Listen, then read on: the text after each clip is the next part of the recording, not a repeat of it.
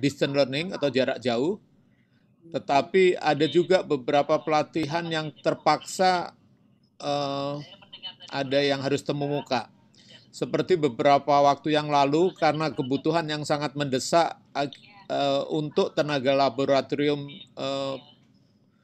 untuk operasional PCR dalam rangka itu pemeriksaan COVID, kami melakukan pelatihan 5 hari itu dengan webinar, kemudian diikuti oleh on the job training. Nah, itulah yang on the job trainingnya itu yang harus temu muka, tetapi tidak di satu tempat. Kami sebar sesuai dengan kebutuhan. Umpama di Surabaya ada kebutuhan 6 orang, di sana langsung on the job training di tempat laboratorium di Surabaya.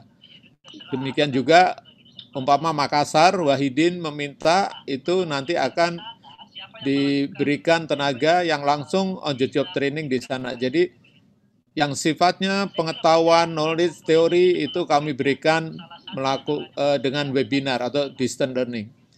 Nah, itulah yang kalau terpaksa dilakukan ada yang praktek itu caranya tidak berkumpul di satu tempat. Mungkin juga kalau di rumah sakit karena bekerja di rumah sakit sebenarnya prakteknya bisa di rumah sakit masing-masing. Jadi tidak harus dikumpulkan di satu tempat karena sangat berisiko kalau kita tidak hati-hati mengumpulkan orang pada saat ini. Tetapi untuk lebih jelas dan ininya nanti akan disampaikan oleh Pak Nusri di sini, Kepala Bidang untuk penyelenggaraan pelatihan, nanti akan menyampaikan hal-hal penyelenggaraan pelatihan di masa pandemi COVID ini. Demikian mungkin yang bisa saya sampaikan dan nanti ada sesi tanya jawab, tetapi lebih efisien apabila tanya jawab itu dilakukan melalui chatting. Di chat ini mohon segera ditanyakan apabila nanti ada hal-hal ini yang ingin disampaikan sehingga waktu kita akan efisien. Saya kira demikian Bapak Ibu sekalian yang bisa saya sampaikan. Semoga kegiatan ini dapat membantu Bapak Ibu sekalian dalam penyelenggaraan diklat di tempat masing-masing. Terima kasih sekali lagi. Saya kira dengan wassalamualaikum warahmatullahi wabarakatuh. Waalaikumsalam warahmatullahi wabarakatuh. Terima kasih Pak Kapuslat SDMK yang sudah memberikan arahan sekaligus membuka secara resmi sosialisasi juklak pelatihan bidang kesehatan pada masa COVID pada siang hari ini. Dan selanjutnya kami persilahkan pada Kepala Bidang Pengembangan Pelatihan Bapak Nusli Iman Syah SKM MKes untuk menyampaikan penyajian tentang pelaksanaan dan petunjuk pelaksanaan pelatihan bidang kesehatan pada masa COVID-19. Dipersilahkan. Pada siang hari ini. Dan selanjutnya kami persilahkan pada Baik, terima kasih Bu Anis. Bapak Nusli Iman Syah SKM MKes untuk menyampaikan penyajian tentang pelaksanaan dan petunjuk pelaksanaan pelatihan bidang kesehatan pada masa COVID-19. Dipersilahkan. Baik, terima kasih. Ini kelihatannya masih ada feedback dari YouTube ya. Dan selanjutnya kami persilahkan pada mungkin ada yang mengaktifkan YouTube. Anis. Penyajian tentang pelaksanaan tolong di mute dulu yang lain. Baik, terima kasih. Ini kelihatannya masih ada feedback dari YouTube ya. Rupanya YouTube-nya malah saya yang terbuka, nggak sengaja di tempat saya. Mohon maaf.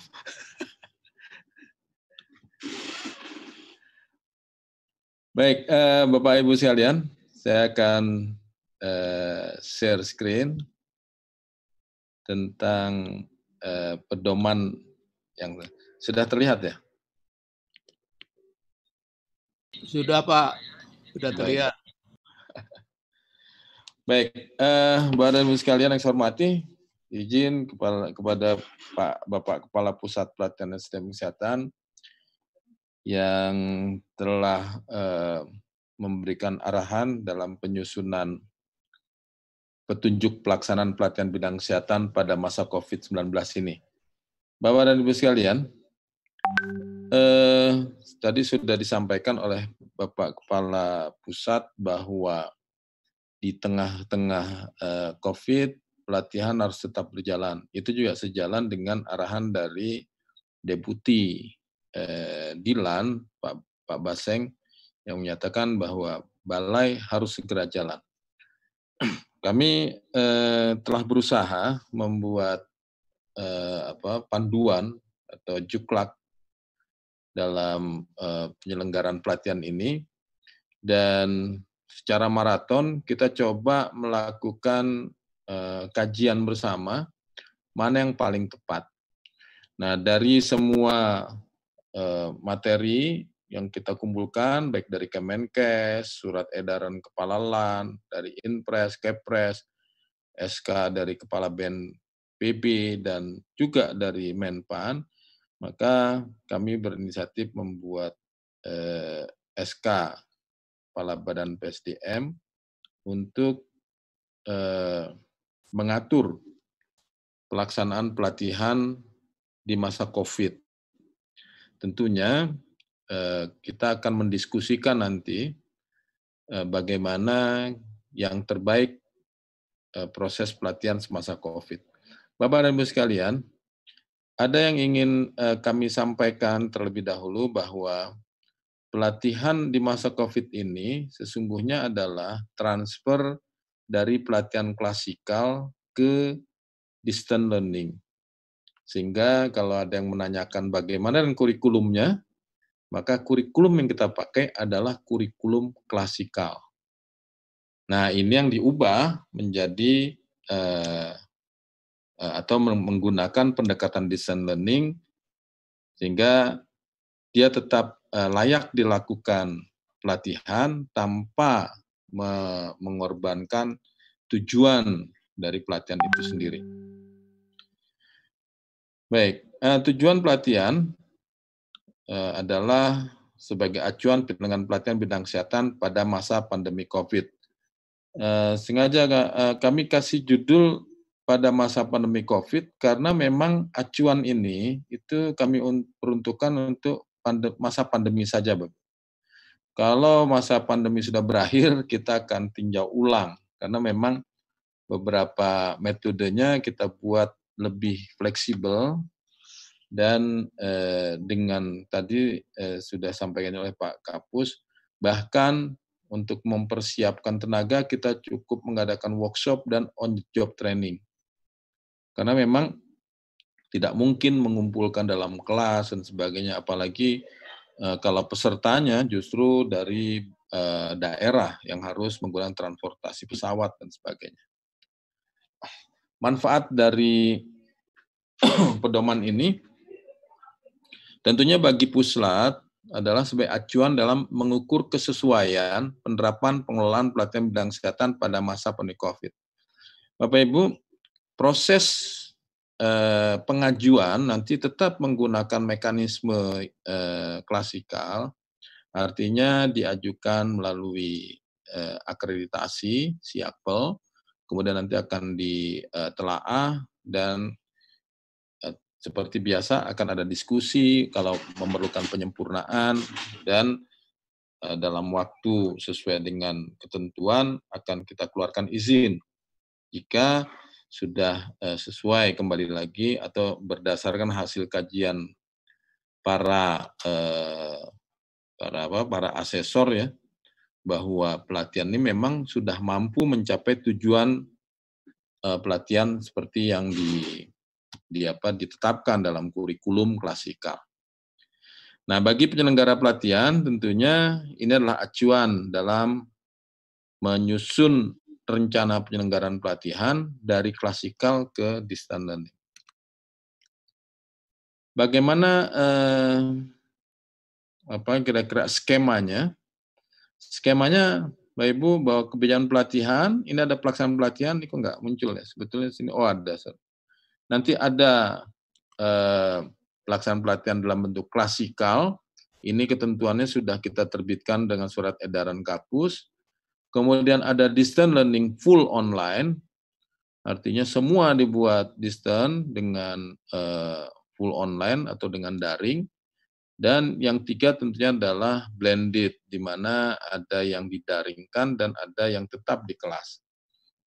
Nah, standarnya seperti biasa tetap mengikuti acuan dari penyelenggaraan pelatihan atau akreditasi pelatihan.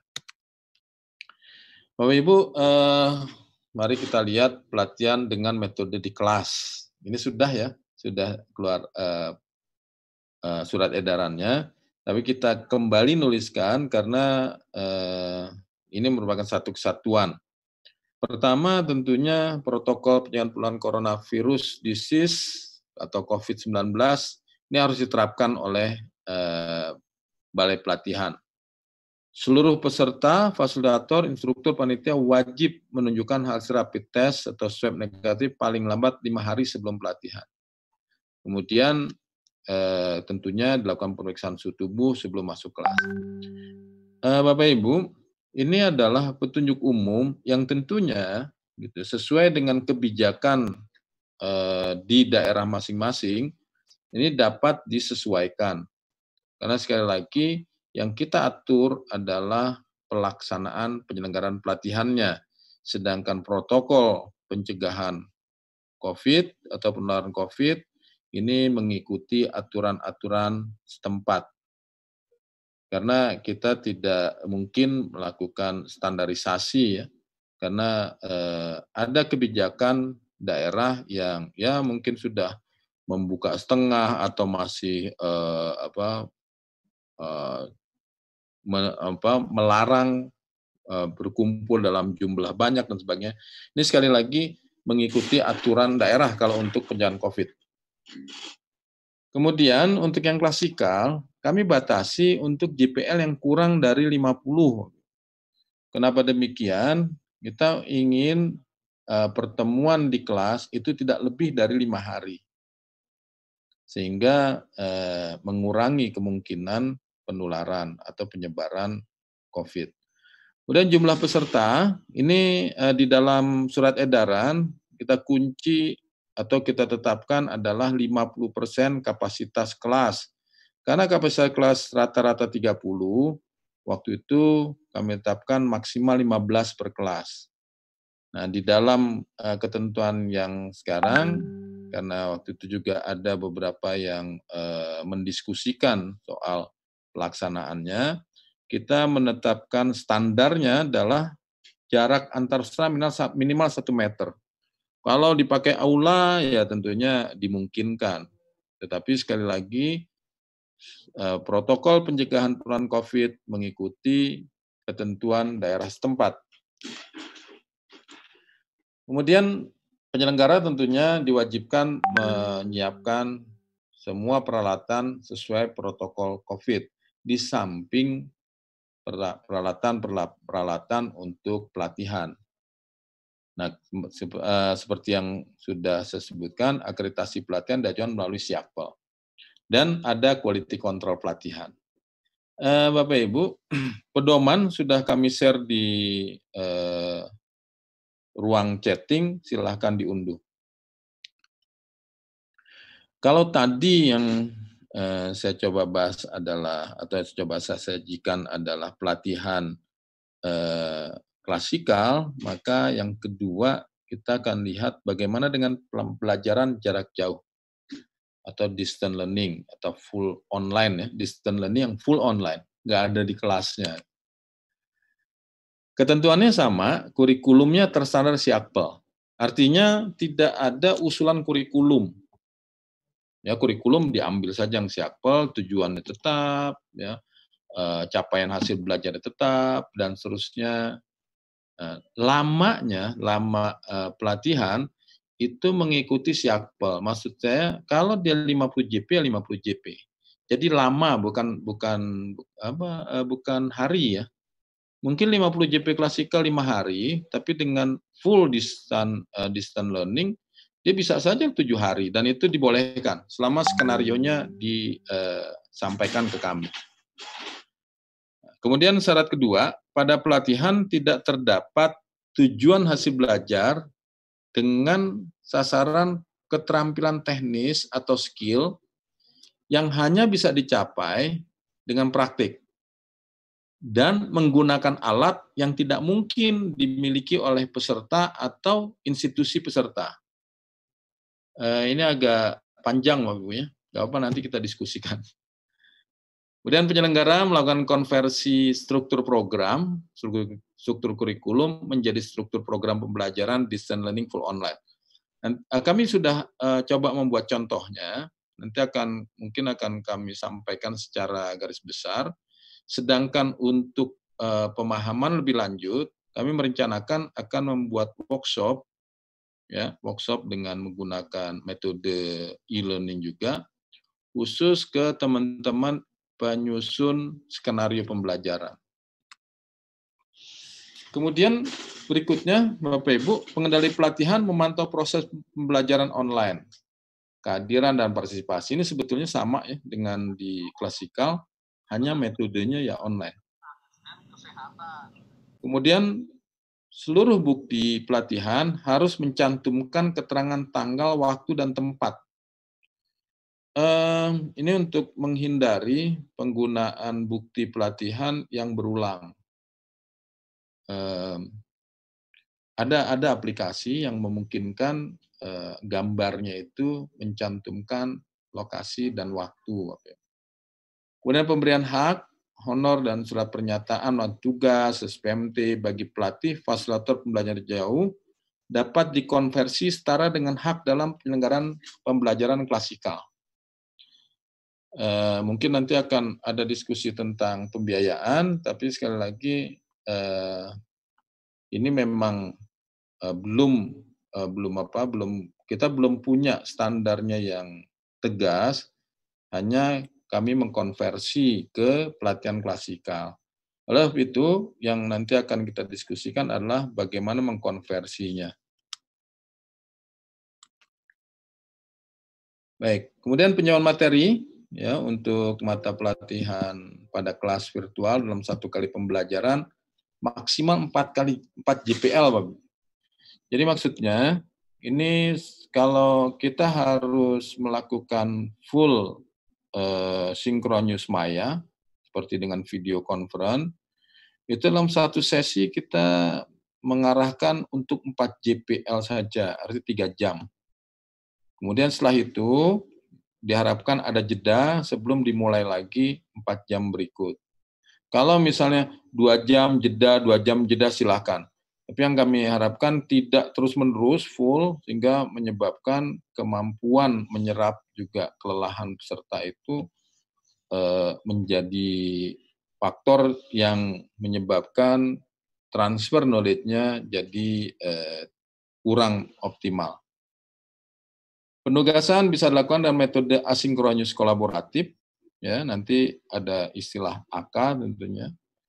Ada Synchronous Maya, SM, ini ya seperti yang selama ini kita lakukan, yaitu dalam bentuk video conference dan sebagainya. Kemudian ada quality control pelatihan tetap, nanti quality control pelatihannya bagaimana, kita akan diskusikan pada saat akreditasi Bapak Ibu ya. Sedang evaluasi dilakukan terhadap peserta latih, fasilitator, dan penyelenggara yang dirancang berbasis teknologi informasi. Evaluasinya itu pembobotannya substansi 40 dan sikap perilaku 40%. Baik. Nah, kemudian yang ketiga adalah pelatihan dengan metode blended. Bagaimana nih blended? Tentunya sama dengan yang tadi, hanya ada yang online dan ada yang klasikal. Ya, jadi bukan offline, artinya kalau offline dia kerja di rumah itu kan tetap distant ya. Ini yang klasikal, yang dia memang berkumpul di kelas. Baik, pada pelatihan terdapat tujuan hasil belajar untuk meningkatkan keterampilan teknis yang hanya bisa capai dengan praktik alat tertentu. Kalau tadi full online, kita membatasi yang ada keterampilan teknis dengan alat tertentu nggak dimiliki mereka, itu nggak boleh. Dia hanya boleh dilakukan secara klasikal atau blended, di mana keterampilan ini akan dilakukan secara klasikal. Penyelenggara melakukan konversi struktur program atau struktur kurikulum, ya, pelatihan klasikal menjadi struktur program atau struktur kurikulum pelatihan blended. Pelatihan dengan jumlah JPL lebih dari 50, nah ini yang kita coba fasilitasi dengan blended. Jadi misalnya pelatihannya 100 JP, dibuat skenario, selama skenarionya tidak mengorbankan tujuan pelatihan, dan ternyata waktu klasikalnya bisa dipres sampai di bawah 50 JP, ini akan jadi blended. Tapi kalau kurang dari 50 JP, ya silakan mau klasikal juga diperkenankan, selama mengikuti protokol pencegahan COVID di daerah setempat. Pelatihan untuk menjadi kompetisi teknis yang menggunakan metode on the job training boleh dilaksanakan selama institusi tempat UJT dapat memenuhi protokol kesehatan. Tadi sudah disampaikan oleh Pak Kapus bahwa untuk ATLM kemarin karena kebutuhannya sudah mendesak, kami lakukan melalui webinar selama 5 hari, kita pantau, narasumbernya dari Litbang dan dari CDC, kemudian dilanjutkan dengan OJT di masing-masing tempat, karena untuk menghindari atau untuk mengurangi ongkos keberangkatan peserta, dan juga untuk menghindari kesulitan mereka mendapatkan transportasi antar provinsi. Nah ini juga kita mungkinkan Bapak Ibu untuk melakukan OJT, hanya dibuat skenario pembelajarannya. Baik, sedangkan observasi lapangan atau praktik lapangan, ya, dapatkan dengan praktik lapangan mandiri. Ya, skenario rancangan pembelajaran disusun oleh penyelenggara, bukti kehadiran ini di dalam skenario disebutkan bagaimana mereka melakukannya, buktinya kapan, disetornya siapa, yang menilai gimana. Jadi kondisi-kondisi itu disusun dalam skenario pembelajaran sehingga nanti bisa jadi acuan dalam penyelenggaraannya. Bukti pembelajaran berupa laporan hasil pelaksanaan praktek lapangan mandiri.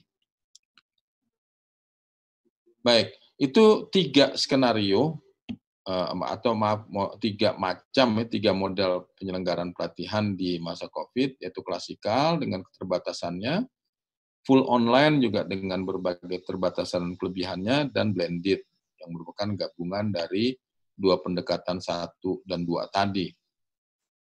Pelaksanaan pelatihan, ini dimulai dengan penyelenggara menyusun skenario pembelajaran dan menjadi dokumen tambahan. Jadi waktu mengusulkan akreditasi Bapak Ibu, itu ditambahkan tuh.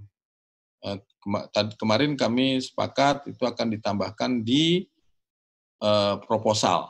Jadi proposal dilampirkan juga skenario pembelajaran yang disusun.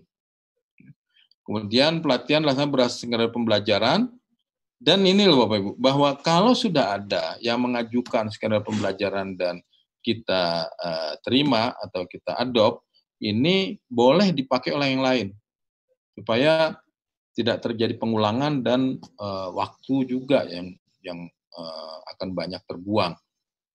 Jadi kalau misalnya ada 1 atau 2 balai, ya, institusi pelatihan mengusulkan, kemudian setelah kita diskusikan, kita kaji, memenuhi syarat, nah itu akan menjadi acuan untuk berikutnya. Gitu. Jadi enak juga tuh yang kalau yang belakangan ternyata sudah ada yang disetujui, tinggal ikut aja. Tapi jangan terus yang lain nunggu-nunggu ya, Bapak. Nah ini contoh konversinya.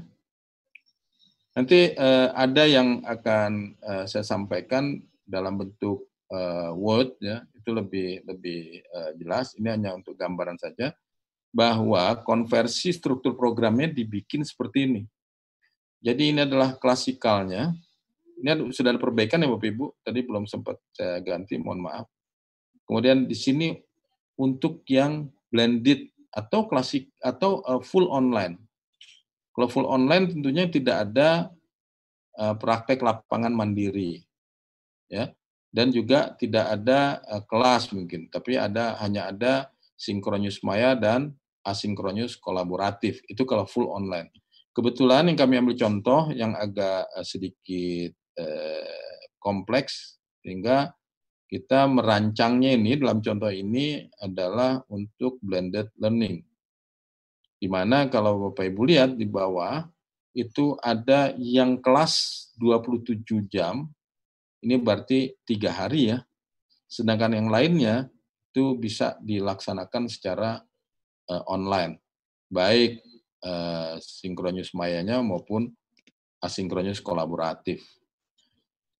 Bapak Ibu, karena gitu berkaitan dengan pertanggungjawaban keuangan, maka kami menyarankan semua tatap muka dijadikan sinkronus maya.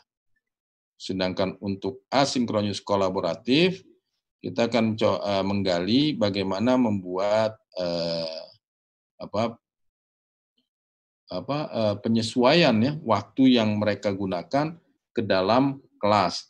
Kalau ini disetujui oleh Itjen, maka itu akan jadi rujukan. Mudah-mudahan nggak terlalu lama. Karena kami masih berproses untuk membuat pola-pola bagaimana menerjemahkan ini ke dalam waktu klasikal. Misalnya seperti ini, di asinkronus kolaboratifnya ada 6 JP, bagaimana dia bisa diterjemahkan sehingga si pengajar tetap mendapat 12 penugasan. Karena di sini ada yang di kelas cuma 6. Kalau mengikuti pola penganggaran sekarang, maka yang bisa dibayar hanya 6. Nah ini yang ya terus terang kita belum selesai mengkajinya, karena berkaitan dengan keuangan. Tapi kalau yang sinkronus maya, ini betul-betul dibayar sesuai dengan tatap muka. Ya, kalau 3 berarti 3, 20, 20. Hanya nanti dalam pembagian waktunya, kami mengharapkan diatur agar peserta latih tidak terlalu lelah. Sehingga tadi kita sudah coba bagi, di mana maksimal 4 JP dengan jeda dan 4 JP lagi. Maksimal, boleh kurang dulu. Baik, ini pengertian-pengertiannya. Ya, ada sinkronus maya, ada asinkronus kolaboratif. Kemudian ini adalah teknologi sinkronus dan asinkronus, di mana kalau video sinkronusnya tentunya video conference, audio conference. Ya. Boleh nggak lewat telepon? Ya boleh. Data nanti lewat chat yang itu internet, video conference. Ya. Kemudian asinkronusnya, ini artinya antara pengajar dengan peserta latih itu tidak menggunakan waktu yang sama. Artinya mungkin pengajar pagi mengupload tugas, peserta latih siang baru mengerjakan, gitu, besok baru diperiksa. Nah, itu kira-kira asinkronus. Sedangkan sinkronus dia waktunya pasti sama. Oke, kita belajar dengan video conference jam 8 sampai jam 10. Maka semua peserta juga harus membuka aplikasi video conference pada waktu yang sama. Keunggulannya, tentunya Bapak Ibu sebagai penyelenggara dan praktisi di bidang pelatihan sudah tahu ya. Saya hanya mengulang saja bahwa keuntungannya pertama akses peserta bisa di mana saja. Efisien sebenarnya. Maka kalau kita mau efisien, sebenarnya materi yang diberikan secara sinkronus maya bisa aja direkam setelah itu diputar-putar ulang. Tapi oke, kita tidak mensyaratkan itu, karena ini adalah menerjemahkan klasikal ke distance learning. Silahkan pembicara melakukan presentasi, membangun melakukan tanya jawab dan membangun kelas ya di tempat masing-masing sesuai dengan JP yang disediakan pada saat klasikal. Kemudian Keuntungannya juga tadi tempat fleksibel ya, dan terakhir dia mengatur kecepatan belajar secara mandiri. Nah, ini yang agak sulit sebetulnya kalau di kita. Kemudian tantangannya, Bapak Ibu kita tahu bahwa media daring ini biasanya yang menjadi kendala internet. Jangankan jauh-jauh di Badan PSDM kadang-kadang internetnya hilang timbul, apalagi di puskesmas ya. Nah, oleh sebab itu pilihannya juga harus mempertimbangkan penggunaan sarana prasarana memungkinkan nggak gitu. Apakah penggunaan ini memungkinkan dan sebagainya. Itu dalam pemilihan metode nanti, itu adalah hal yang harus dipertimbangkan. Kemudian kontrol pembelajaran rendah ya, dan sangat bergantung pada tingkat awareness dari peserta didik. Karena akomodasi pembelajaran praktik, ini khusus yang praktik, seringkali terkendala. Baik, mungkin itu yang bisa sampaikan isi dari pedoman atau juklak penyelenggaraan pelatihan di masa COVID, dan untuk selanjutnya saya kembalikan ke moderator. Persilahkan Bu Anis. Assalamualaikum warahmatullahi wabarakatuh. Waalaikumsalam warahmatullahi wabarakatuh. Terima kasih Pak Nusli atas penyajiannya, dan kami laporkan bahwa peserta hari ini sudah 254, sudah naik 100% Pak Nusli. Sangat antusias nampaknya dengan materi sosialisasi pada hari ini. Bapak Ibu, tadi disampaikan bahwa juklak pelatihan bidang kesehatan ini hanya berlaku pada masa pandemi COVID-19. Untuk selanjutnya nanti akan dibahas ulang jika ada nanti sudah kembali ke normal, kondisi normal begitu. Dan kita garis bawahi bahwa pada masa COVID-19 ini penyelenggaraan pelatihan bidang kesehatan ada 3 metode pilihan. Yang pertama klasikal, kemudian full e-learning, dan yang terakhir adalah blended, merupakan kombinasi klasikal dan distance learning. Bapak Ibu, kita akan berada di Zoom meeting ini sampai dengan jam 3:30. Jadi saya lihat sudah banyak chatting pertanyaan Pak Nusli di forum chat. Silakan Bapak Ibu yang mau bertanya untuk menyampaikannya via forum chat. Pak Nusli, saya hitung dijawab saja, saya kira begitu. Yang pertama dari Pak Agung ya, dari Bapelkes Jogja. Cara menyampaikan materi BLC seperti apa? Kemudian biasanya kalau offline kita pakai game-game dan lain-lain. Mohon Pak Nusli untuk jawabannya. Baik, terima kasih Bu Anis. Tadi siapa yang nanya? Suaranya terputus. Pak Agung Jaya. Pak Agung Jaya dari Yogyakarta, Pak. Jogja ya. Baik, terima kasih Pak Agung. Ini memang pertanyaan yang ingin saya tanyakan lagi. Dari apa? Enggak gini. Kami sedang mencoba menyusun, Pak Agung, untuk BLC secara online.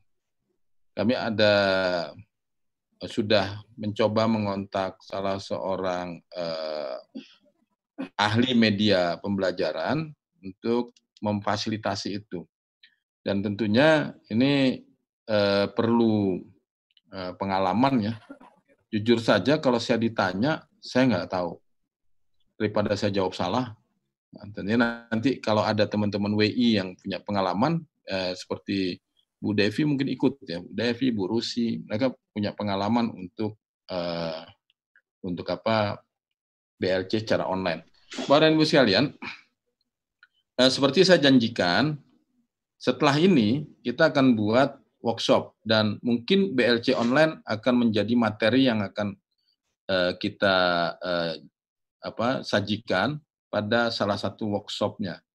Jadi setelah ini kita akan buat beberapa serial workshop dalam rangka penyelenggaraan pelatihan, seperti bagaimana menyusun skenario-nya, kemudian ya mungkin nanti kalau ada kesulitan kita bisa berdiskusi. Workshopnya akan kami set dalam bentuk kelas. Jadi kita bisa berdiskusi dan saling melengkapi. Mungkin demikian ya, Pak Agung. Saya ingin coba menyajikan juga contoh yang sudah kami buat. Contoh yang sudah kami buat, langkah-langkah konversi. Ya, ini kita buat, maksud saya bukan saya yang buat, tapi teman-teman teknis. Terima kasih ke Bu Anis, Bu Lili, Bu Ati yang sudah berdiskusi berapi-api selama beberapa hari bagaimana mentransfer dari klasikal ke full online. Ini kebetulan yang kami ambil contoh blended ya. Izin saya share screen dulu ya. Ini tadi ada pertanyaan PL yang tujuan skill, mudah-mudahan nanti terjawab pada diskusi transformasi kurikulum nih. Sudah terlihat ya? Bu Anis, terlihat nggak? Share screen ini udah ya? Baik. Nah, jadi gini, ini kan kami lampirkan nanti di Juklak. Jadi sengaja tidak saya sajikan dalam presentasi karena ini memang teknis sekali. Nanti bisa dibantu juga oleh teman-teman teknis. Pertama, Bapak Ibu, tadi sudah saya coba sampaikan ya, kita bikin dulu nih tabel seperti ini. Di mana klasikal dan ini bisa blended atau full online ya. Tapi kalau full online berarti kelas ini kosong. Kelas kosong, sedangkan kalau blended, kelas ini akan ada isinya. Sedangkan sinkronus maya dan asinkronus kolaboratif ini akan menjadi pilihan dalam tatap muka atau praktek. Praktek penugasan bisa langsung tatap muka, bisa juga melalui asinkronus kolaboratif. Nah, langkah kedua, semua mata pelatihan jumlah JPL klasikalnya diisi. Untuk mempermudah nanti kita membandingkan apakah sudah terpenuhi atau tidak. Begitu juga JPL teori, ya, semua dikonversi menjadi SM. Baik kalau teori udah SM aja deh, sinkronus maya, pakai video conference, nggak susah tuh.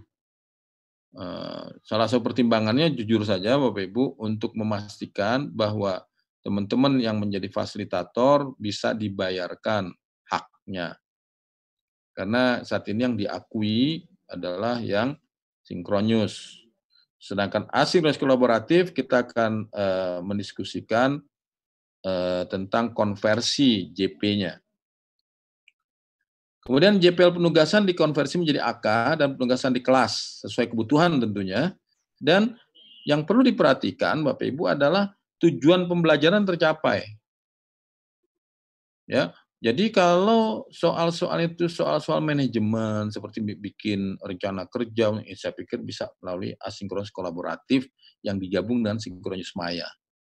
Tapi kalau dia memang membutuhkan keterampilan yang harus ditunjukkan lewat alat tertentu dan mereka nggak punya, di tempat kerja juga nggak ada. Nah ini mau nggak mau kita harus mengumpulkan mereka dalam kelas.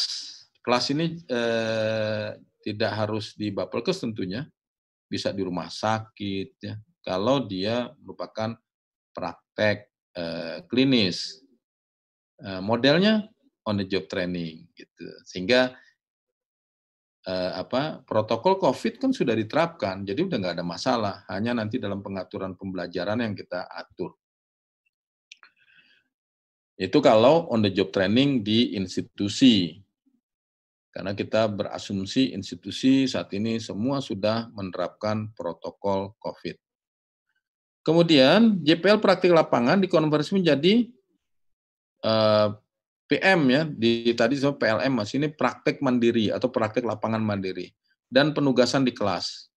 Kalau di sini Bapak Ibu bisa lihat ya bahwa PL itu ada praktek lapangan mandiri atau praktek mandiri dan penugasan di kelas. Praktek di kelas. Artinya langsung ya. Kelas di sini kami kelompokkan supaya terlihat bahwa ini memang pekerjaannya nih enggak di lapangan gitu, di tempat.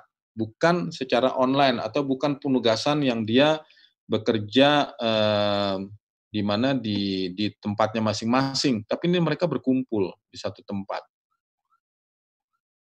Kemudian jumlah JPL, ya baik tatap muka, penugasan, praktek lapangan harus sama dengan klasikal.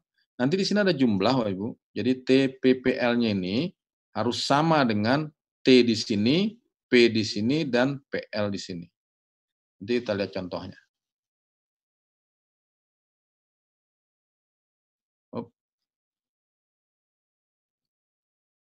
Nah, ini contohnya. Wah, agak ribet ya.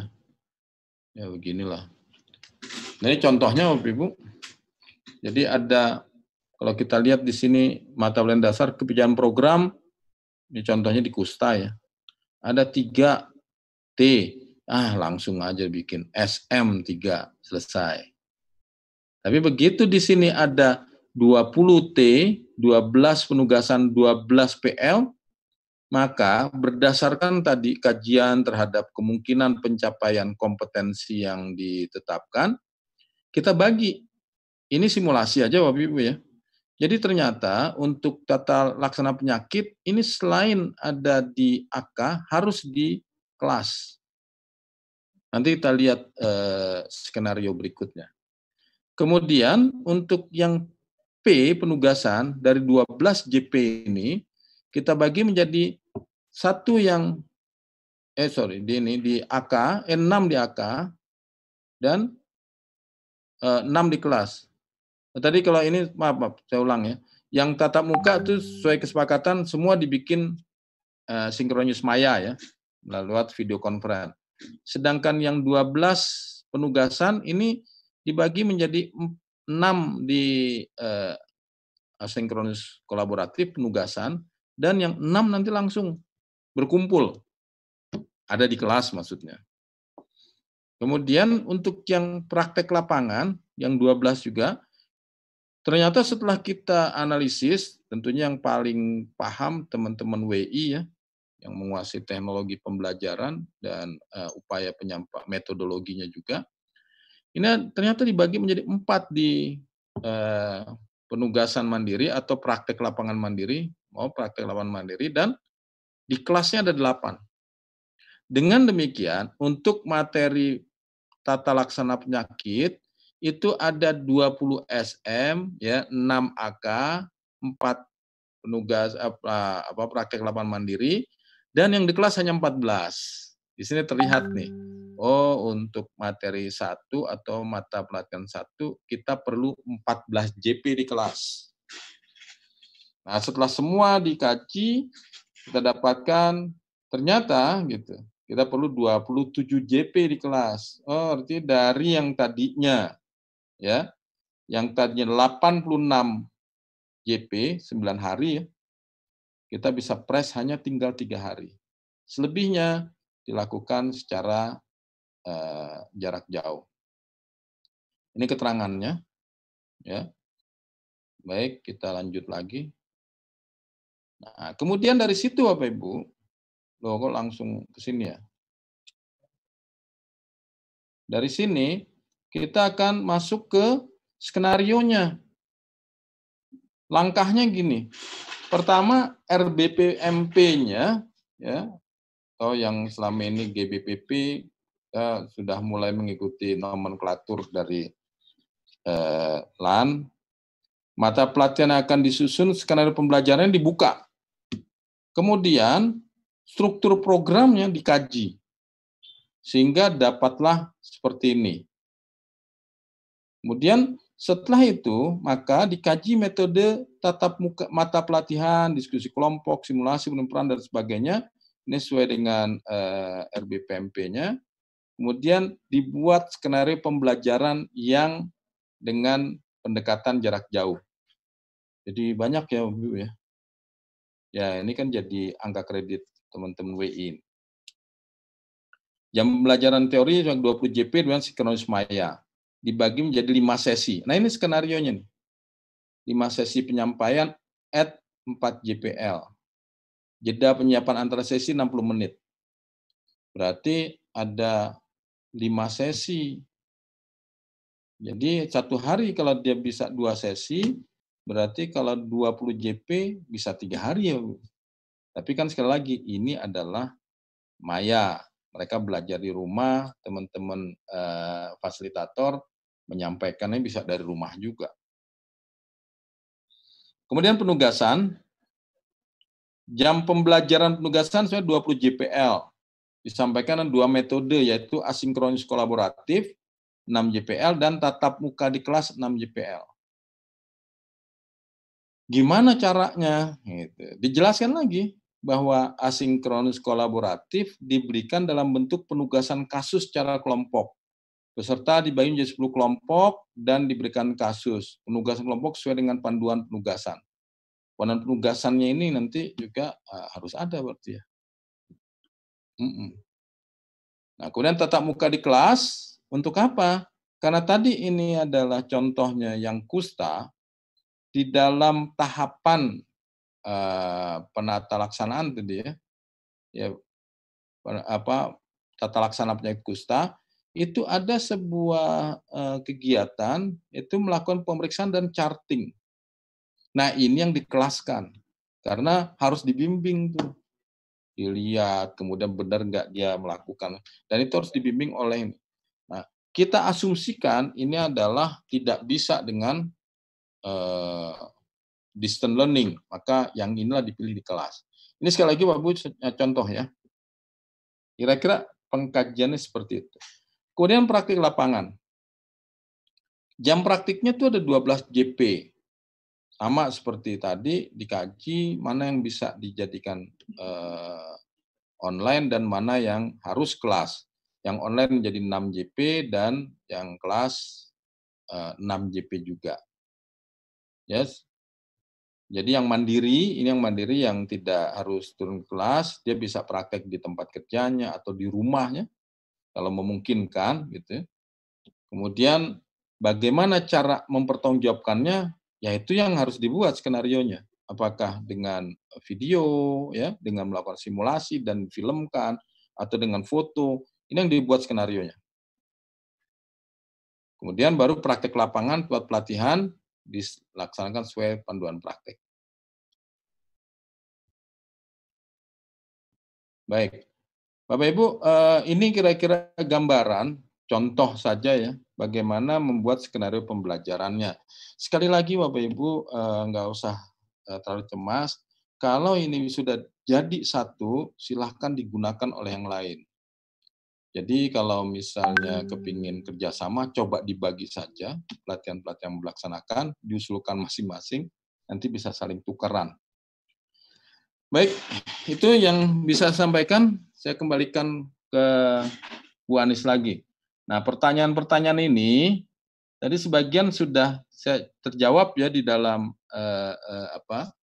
contoh kasus, misalnya PL yang tujuannya skill apa bisa dengan DL apa sini?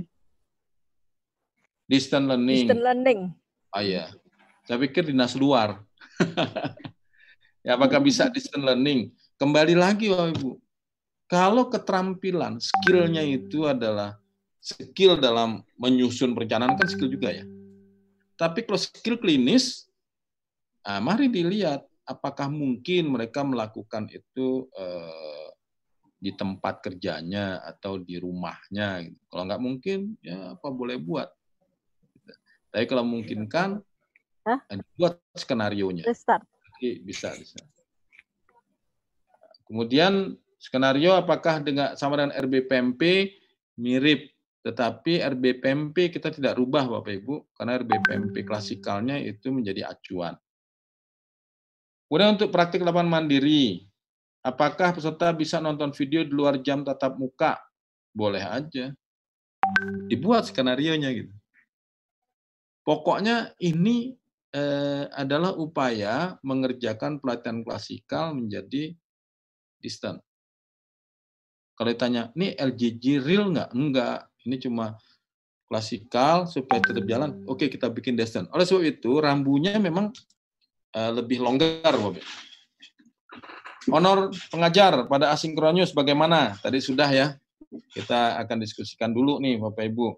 Karena arahan dari Lansing katakan itu bisa dihitung, tetapi kan masalahnya apakah Itjen setuju. Nah, ini mudah-mudahan kita bisa proses tepatnya. Kemudian blended, apa harus dengan Zoom? Kalau pakai WA bagaimana? Dibolehkan. Tadi kan dikatakan ya, bahwa untuk data, untuk suara bisa melalui audio conference atau dengan mengirimkan data-data lewat internet. Internet tentunya dengan WA ya, atau dengan Line, tapi harus ada buktinya. Yang itu diskenariokan loh. Ya. Kemudian penganggaran kuota peserta, ini kami belum bisa jawab. Karena kemarin waktu kami ingin melakukan pengalokasian anggaran, kita diminta buktinya, agak bingung. Tapi mungkin untuk pelatihan bisa kita hitung Bapak Ibu. Misalnya kalau dengan Zoom, dari penelitian dikatakan 1 jam itu Zoom menghabiskan 1 giga. Jadi kalau dari pelatihan itu ada misalnya kan 20 jam untuk berzoom ria, maka kita bisa memberikan paket 20 giga. Pertanyaannya mau pakai yang mana? Pakai yang paling mahal aja. Jadi 20 giga berapa sih yang paling mahal? Itu yang bisa dibayarkan. Tapi ini kita belum buat acuannya secara khusus. Baik, ada tambahan dari teman-teman teknis? Silakan. Pak Nusli, ada yang mengusulkan untuk workshop penyusunan diklat learning, distance learning ini, Pak. Ya, siap. Bagaimana? Kita akan buat, mudah-mudahan minggu depan kita bisa mulai ya, Bu Ati, Bu Mona, ini tim kami ini yang akan membuat workshopnya. Ya, kita akan buat, dan seperti tadi saya sampaikan, workshopnya itu akan kita kemas dalam bentuk kelas, sehingga bisa berdiskusi Bapak Ibu. Dan sekali lagi Bapak Ibu, bahwa jangan dipikir kami tahu semua, tidak. Yang paling tahu justru Bapak Ibu, karena langsung di lapangan. Nah, itu yang kita cari titik temunya, agar semua bisa tercapai, ya. Tapi kita selamat juga. Ya, khawatirnya semua jalan di akhirnya jadi ada masalah. Nah, ini yang kita ingin hindari. Mungkin gitu, Bu Anis. Ada lagi pertanyaan Pak tentang sertifikat. Perlu penjelasan, ini dari Pak Sari Gunawan, perlu penjelasan rinci untuk dapat list pelatihan agar... Putus-putus ya? Apa saya yang putus nih?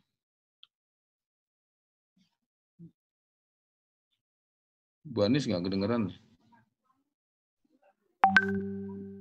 Ini pertanyaan tentang sertifikat. Bagaimana agar sertifikat pelatihan juga diakui oleh BKD, Pak? Oleh BKD. Baik. Bapak Ibu, ini sertifikat sebetulnya di luar ya. Tapi nggak apa-apa, saya bantuin jawab. Atau ada Pak Royan? Pak Royan, kemarin kita sempat rapat ya Pak Royan ya? Atau Bu Lia, Bu Rini, sempat rapat tentang sertifikasi, mungkin bisa di-share nanti. Jadi Bapak Ibu, BKD harusnya sih kalau BKD-nya paham aturan, sertifikat yang diakui oleh unit teknis itu adalah sertifikat yang berlaku nasional untuk unit teknisnya. Misalnya pelatihan barang jasa, kalau sertifikat dikeluarkan Kemkes itu nggak berlaku. Tapi kalau dikeluarkan oleh pengadaan barang jasa itu pasti berlaku. Begitu juga pelatihan teknis di bidang kesehatan, Bapak Ibu. Nah, yang masih kami cari titik temu sekarang adalah bagaimana supaya satu sertifikat yang kita terbitkan itu diakui oleh BKD dan LAN, ya, serta Menpan tentunya sebagai ASN, juga diakui oleh profesi. Beberapa sudah ada, ATLM sudah bisa. Beberapa pelatihan-pelatihan dilaksanakan oleh teman-teman atau Bapak Ibu di balai juga beberapa sudah mengeluarkan satu pelatihan mendapat sertifikat profesi dan ini juga Jafung juga. Ya, mungkin gitu, Bu Anis. Ada lagi Pak pertanyaan, apakah ada pedoman QC internal di masa COVID? Kemudian bagaimana cara menilai sikap dan perilaku peserta pelatihan secara online? Terima kasih. Ini yang sedang kita susun, Bapak Ibu.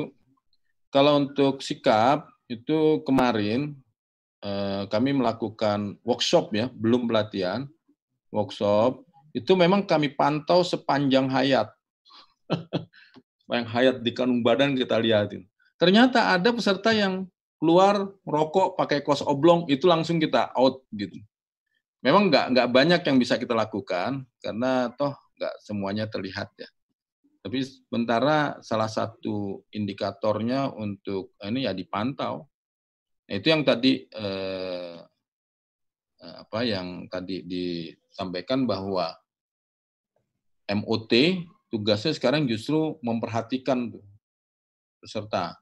Oleh sebab itu nanti dalam protokolnya, dalam skenarionya bisa disyaratkan bahwa selama pelatihan peserta harus mengaktifkan videonya.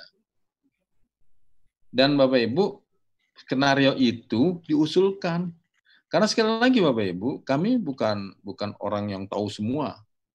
Teman-teman di sini juga belajar dari penyelenggara pelatihan, baik di program maupun di balai, dan itu kita ramu. Nah, tentunya dalam proses pembelajaran nanti, ini bisa kita sampaikan. Bu Anis, itu Pak Samsul raise hand tuh.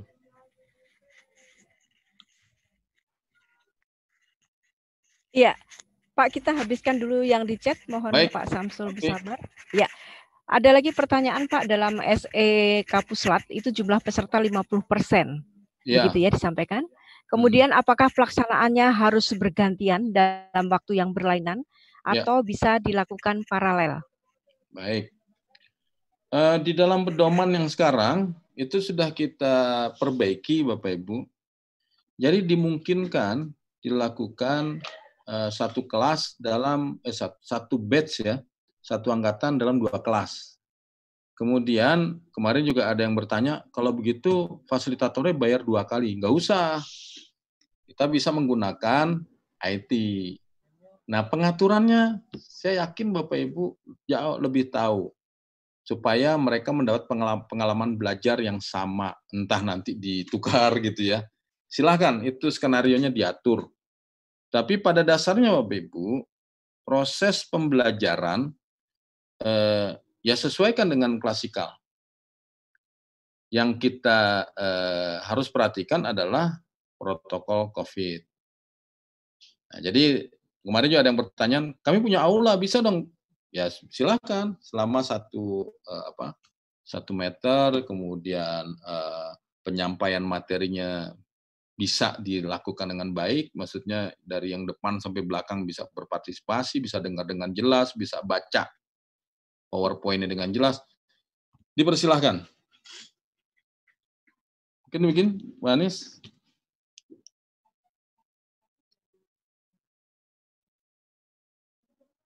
Masih mute, Bu Anis. Maaf Pak. Ada pertanyaan dari Ibu Mandawati Bapelkes Jateng Pak, untuk pemeriksaan rapid test peserta pelatihan itu ditanggung peserta atau penyelenggara pelatihan? Masuk anggaran pelatihan kah? Kalau yang ini diputuskan oleh masing-masing balai Bapak Ibu, karena kami juga baru dapat rambu, kalau bisa dianggarkan silakan. Tapi sekali lagi Bapak Ibu, pedomannya yang tertulis kami belum punya. Ini akan salah satu yang kita tanyakan nanti ke Itjen. Mudah-mudahan bisa dianggarkan ya Bapak Ibu ya. Tapi biayanya ada nggak ya?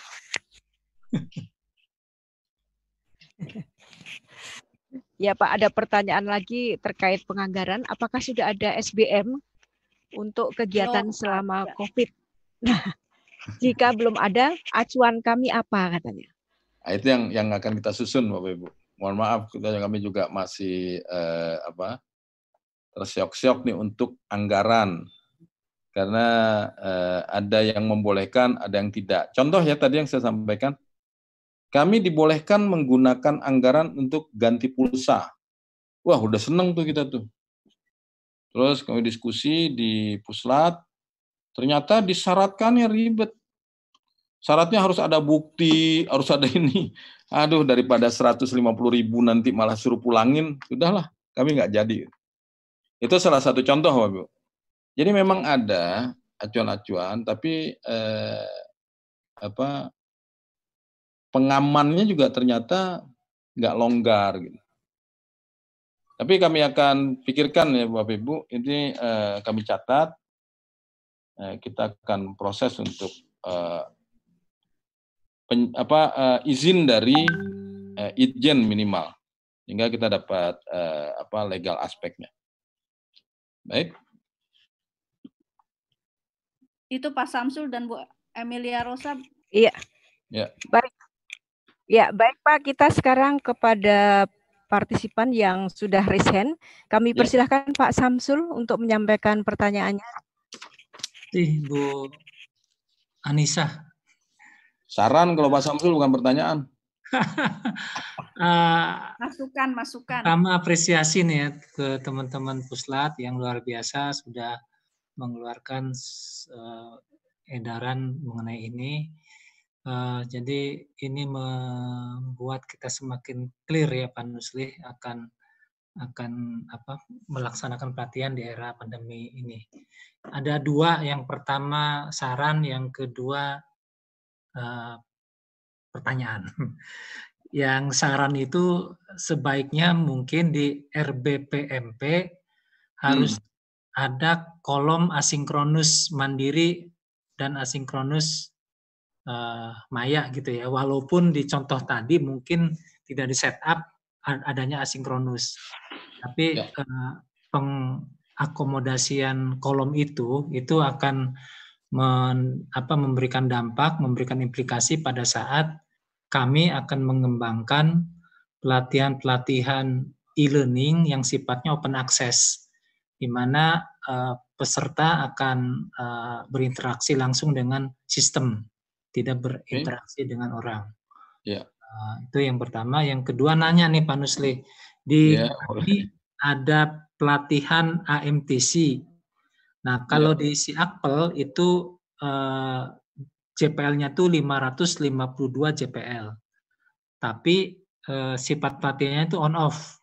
Nah, bagaimana kalau misalnya yang seperti itu contohnya Pak Nusli? Padahal kalau off-nya, kalau pas lagi on, pas lagi di kelas, itu nggak nyampe 50 JPL juga sih gitu. Itu mohon penjelasan Pak Nusli atas pertanyaan yang nomor 2 itu. Makasih Pak Nusli. Baik, terima kasih. Satu-satu atau digabung satu-satu aja ya? Bu moderator gimana? Saya kira satu-satu saja Pak, menarik banget pertanyaannya. Baik, yang pertama sarannya terima kasih, diterima Pak Samsul, cuma ada sedikit komentar sedikit, boleh ya? Jadi gini Pak Samsul, kita kan punya platform LJJ ya.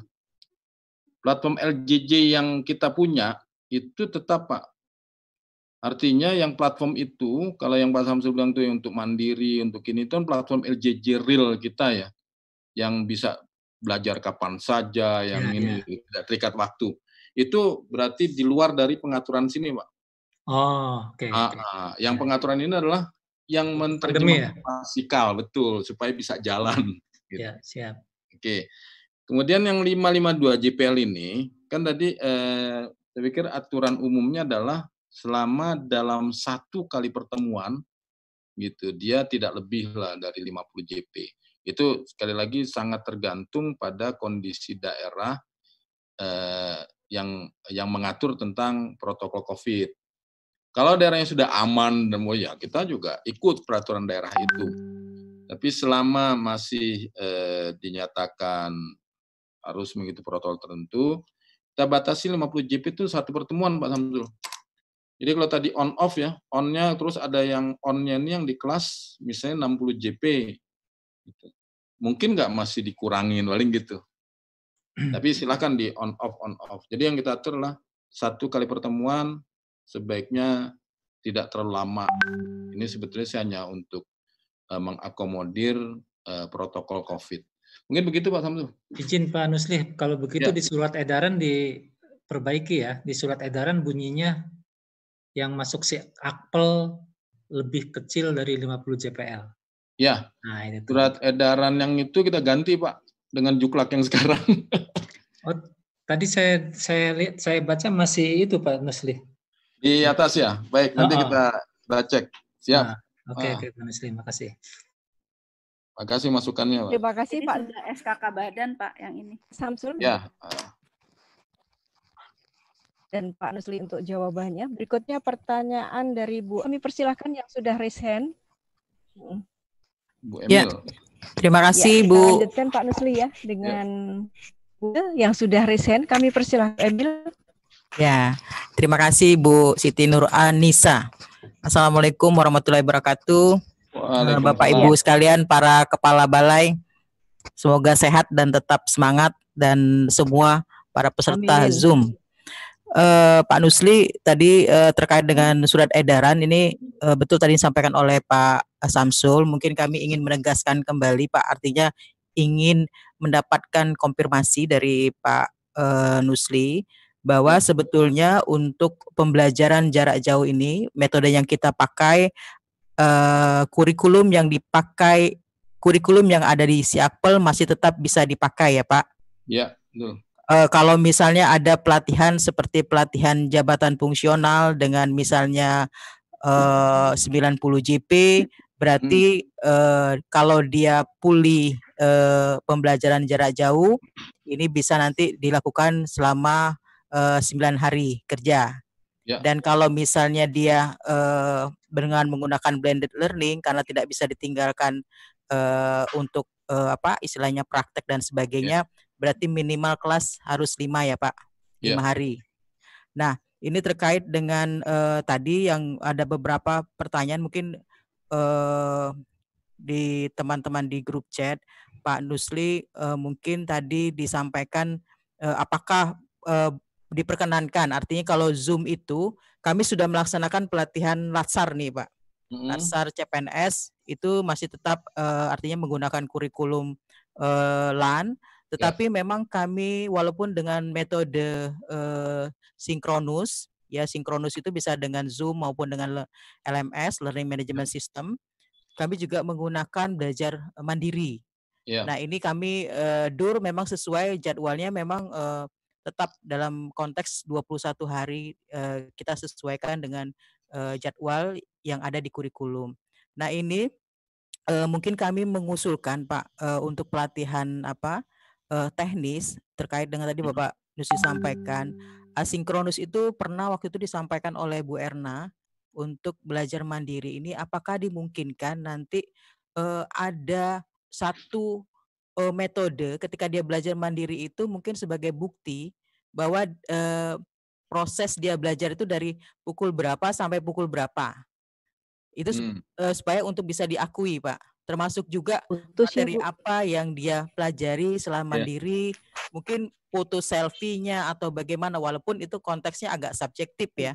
Nah, tapi ini mungkin nanti bisa kita usulkan kepada Itjen, dan mungkin di dalam tadi di tabel tadi sudah disebutkan terkait dengan komponen daripada proses pembelajaran, mau dia sinkronus maya, dia dengan menggunakan asinkronus kolaboratif dan sebagainya. Itu mungkin memang itu yang akan kita mungkin pihak pusat bisa menyampaikan kepada Inspektor Jenderal.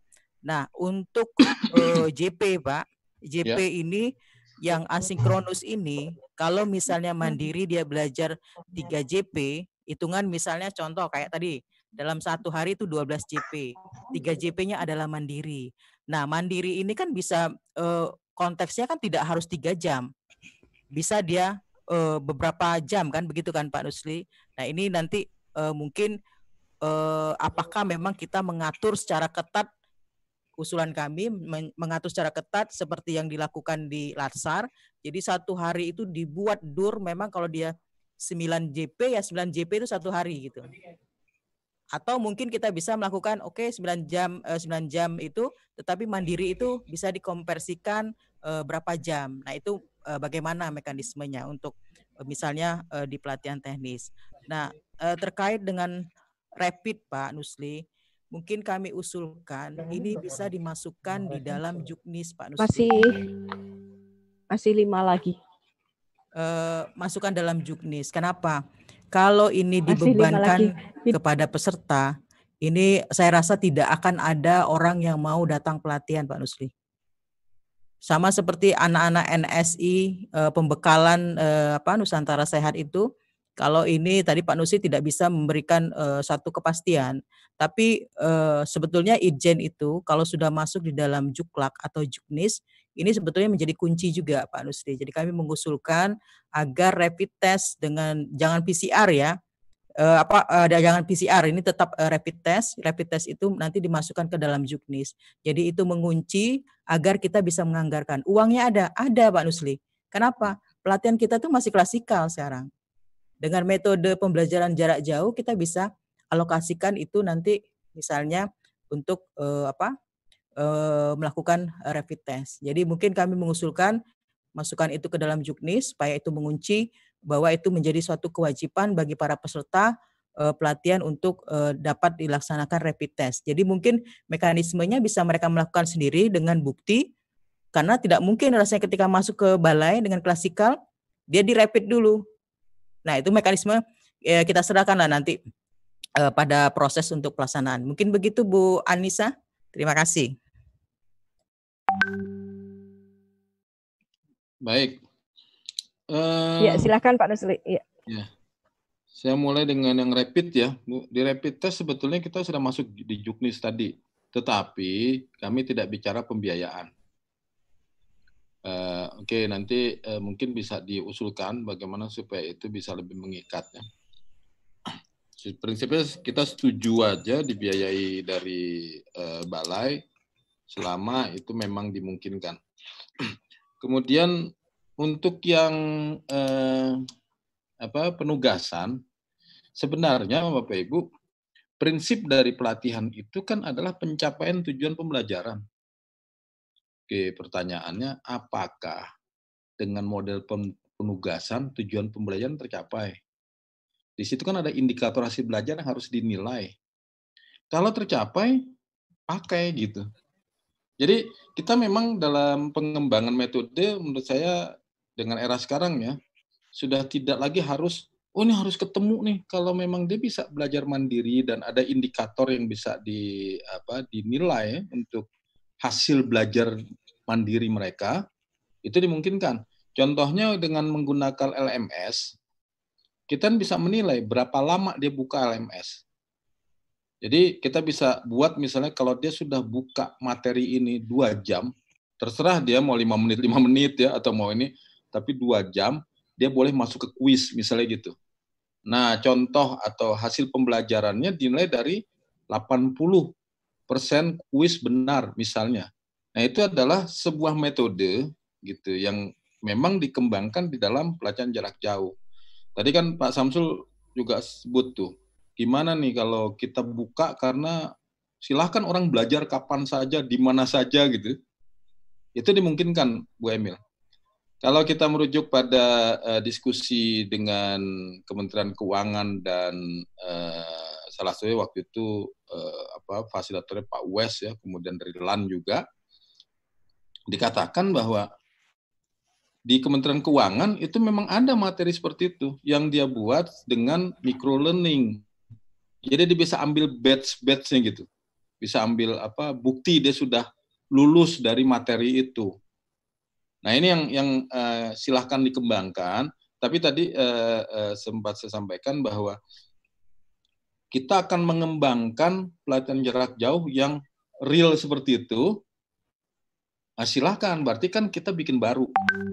Tapi kalau yang sekarang ini sudah ada menu kurikulum klasikal, bagaimana supaya pembelajaran di klasikal terpenuhi, tapi tidak melanggar protokol COVID atau tidak menyebabkan klaster-klaster COVID baru. Jadi tujuan kita membuat ini dibatasi sampai situ dulu tuh emang. Gimana pelatihan jalan ya sesuai dengan tujuan pembelajaran klasikal, tapi untuk protokol COVID kita bisa penuhi juga.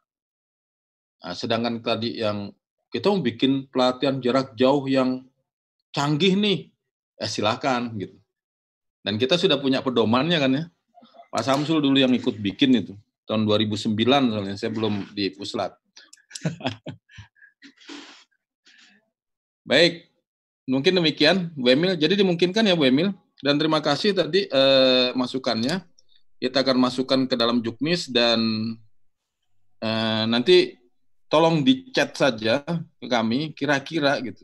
Pak Bu Emil nih Bapak Ibu pengalaman di PI dan di perencanaan Renggun. Jadi boleh kasih masukan gimana supaya aman untuk kita semua. Pak Nusli. Ya. Sebentar Pak Nusli. Mungkin diskusinya terkait dengan sinkronus dan asinkronus. Ini mengacu apa yang disampaikan oleh Lembaga Administrasi Negara. Sebetulnya Zoom, WA, LMS itu masih masuk masih masuk sinkronus kan Pak Nusli? Apa? Sementara LMS? Iya. Masih masuk sinkronus itu kalau menurut penjelasan dari, dan itu bisa diukur. Yang tadi betul Pak Nusli sampaikan, bisa melihat dia istilahnya terlibat atau masuk ke dalam LMS itu seberapa lama. Nah, tetapi yang tadi yang belajar mandiri, yang pure mereka belajar mandiri, mereka dilepas di luar daripada pembimbingan di dalam LMS melalui WA dan sebagainya, itu asinkronus. Itu yang mungkin yang kami mengusulkan supaya itu bagaimana bisa nanti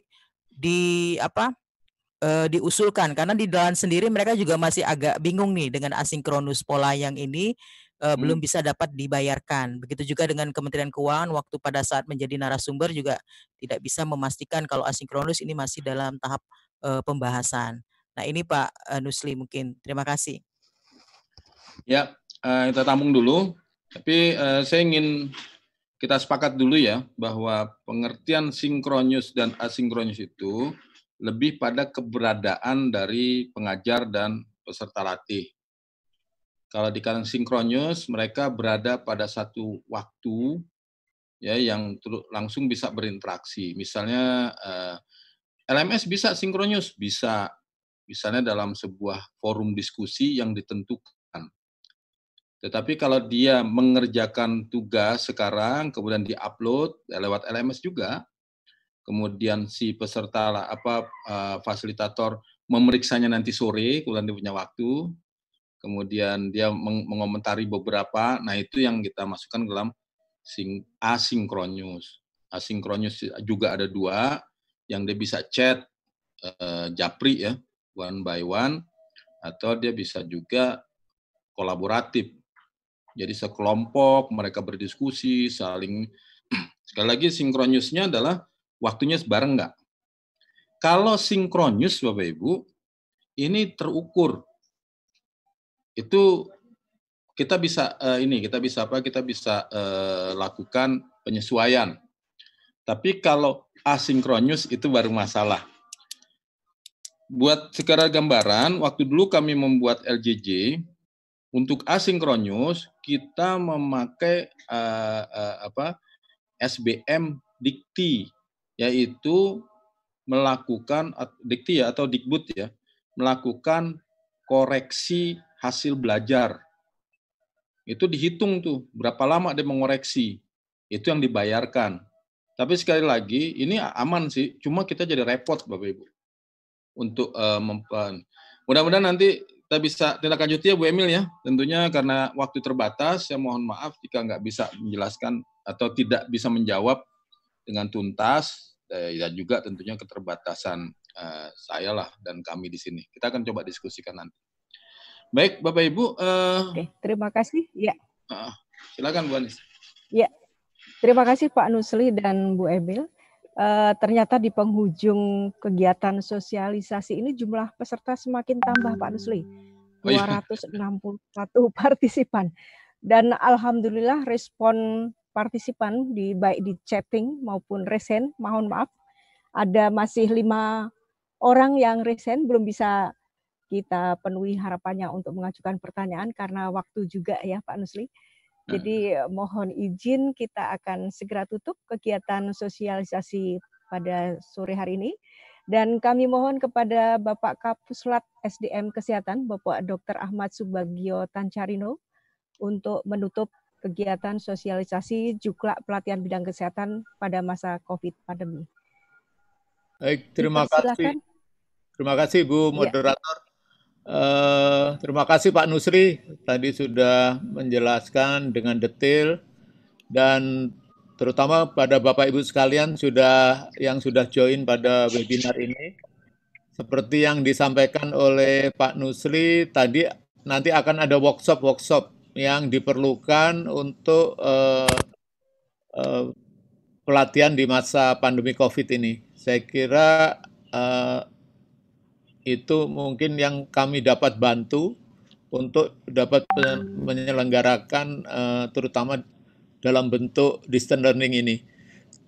Saya sempat membaca di chat menanyakan apakah untuk daerah hijau itu sudah boleh istilahnya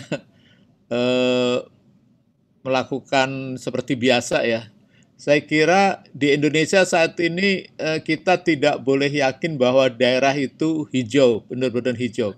Kita tahu sekarang ini sudah terdeteksi makin banyak, kemarin 1.600 penambahannya yang biasanya di bawah 1.000. Artinya selama ada lalu lintas, lalu lalang antar daerah, itu sebenarnya yang namanya betul-betul daerah hijau itu Indonesia belum ada. Bahkan Dirjen WHO mengatakan saat ini kita saat yang sangat berbahaya. Karena negara-negara itu kelihatan meningkat kasus-kasus COVID-19 ini. Jadi saya kira seperti arahan dari lembaga administrasi negara juga, bahwa pelatihan-pelatihan kalau itu bisa dilaksanakan dengan jarak jauh, lebih baik kita lakukan dengan jarak jauh. Kecuali yang betul-betul terpaksa seperti kemarin kami lakukan karena kebutuhan yang mendesak, adanya tenaga ATLM yang harus dapat mengoperasikan PCR. Nah, itulah akhirnya, dan itu pun kita tidak kumpulkan dalam satu tempat dalam untuk OJT-nya. Saya kira itu yang saya bisa tambahkan. Terima kasih sekali lagi pada semua pihak. Saya akhiri dengan wassalamualaikum warahmatullahi wabarakatuh. Kancing aja, Pak, kebayar aja. Terima kasih, moderator. Waalaikumsalam warahmatullahi wabarakatuh. Sesi foto bersama Pak Nusli. Baik, Bu Anis. Kita foto dulu, Pak. Ya, silakan. Iya. Yang foto. Ya, terima kasih Pak. Mejeng dulu. Ya, terima kasih Pak Kapus yang sudah menutup kegiatan ini secara resmi, dan Bapak Ibu kami mohon untuk membuka videonya, kita foto bersama dulu. Di screenshot dulu teman-teman. Screen-nya banyak banget. 11. Ayo.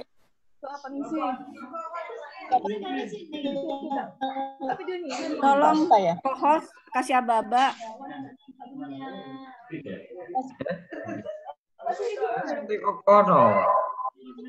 Videonya dibuka dulu. Pak, sini aja Pak. Apa tuh sini? Kasih apa-apa Mas? Kita foto dulu ya. Bapak Ibu, videonya diaktifkan dulu. Ya dulu, halaman pertama ada lewat dah. Itu dari Sumbar ya. Dari Sumbar. Senyum yang manis. Ya, ketahuan. Geser, page 2. Manis.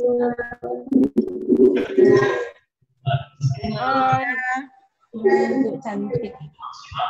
Page 2, Pak. Berikan sampingnya panah. 5. Halo. Yang 5 ada Dalu 6. Anis, apa kabar? Wabarakatuh, nggih. 7. Nggih. Senyum-senyum 8. Belum. Aku pakai ini. Kapan gimana?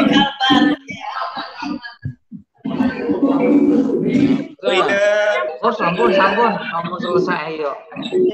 Sampun. Ya, ikut sampai selesai. Maaf dah.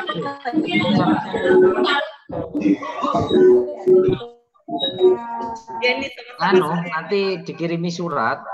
Sudah kah?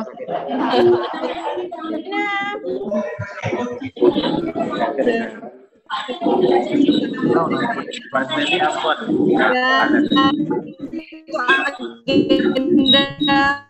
Minggu depan kita akan kemudian yang rumah sakit dan saya ulangi bahwa kegiatan hari ini ya. Oke. Ya, Bapak Ibu para partisipan sosialisasi pada hari ini kita putus-putus suaranya. Selesaikan. Direncanakan ada workshop penyusunan kurikulum tetap ikut terutama untuk penyelenggara pelatihan untuk dan selanjutnya ada kegiatan workshop QC dari Dalmut QC pelatihan bidang kesehatan pada masa COVID-19. Terima kasih atas partisipasi hari ini. Selamat sore. Wassalamualaikum. Waalaikumsalam warahmatullahi wabarakatuh. Bapak Ibu yang belum mengisi daftar hadir, mohon mengisi daftar hadir yang ada di web kita.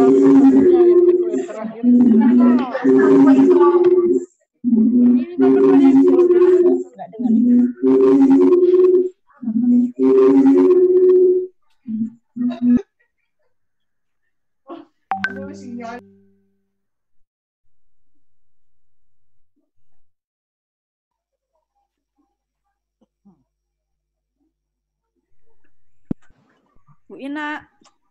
Iyalah Pak Met.